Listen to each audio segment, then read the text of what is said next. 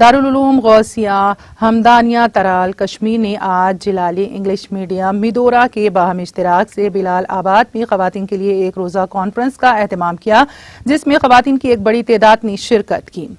اس موقع پر علماء اکرام نے اسلام کے اندر خواتین کے حقوق اور فرائض پر اپنے خیالات کا اظہار کیا اور ان پر زور دیا کہ اسلامی تعلیمات کو اپنی زندگیوں کی زینت بنائیں۔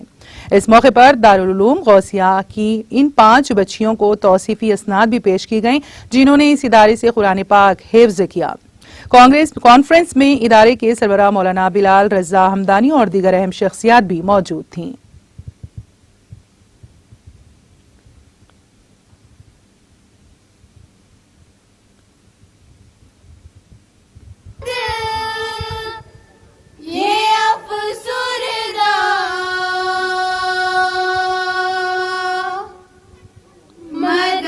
کو کیسے شکریہ ادا کرتا ہوں، آپ اس درجے سے ہو، آپ اس سیرت نبی صلی اللہ علیہ وسلم کی سیرت پڑھتے ہو جس کا مقام، جس کا منصب ایک عروج پر ہے۔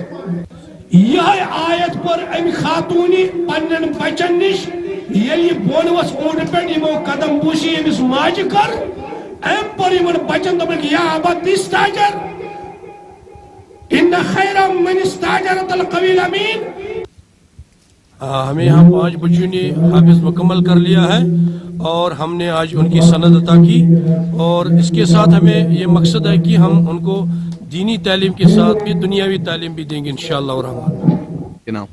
یہ خواتین کا تعلیمی کے نظام گھروں میں زیادہ ضروری ہے، کیونکہ مرد کی تعلیم فرد کی تعلیم، عورت کی تعلیم گھر کی تعلیم ہوتی ہے۔ چونکہ اگر ہماری ماں بہنیں اسلام کی طرف راغب ہوں گے انشاءاللہ ہمارا معاشرہ سدھر جائے گا۔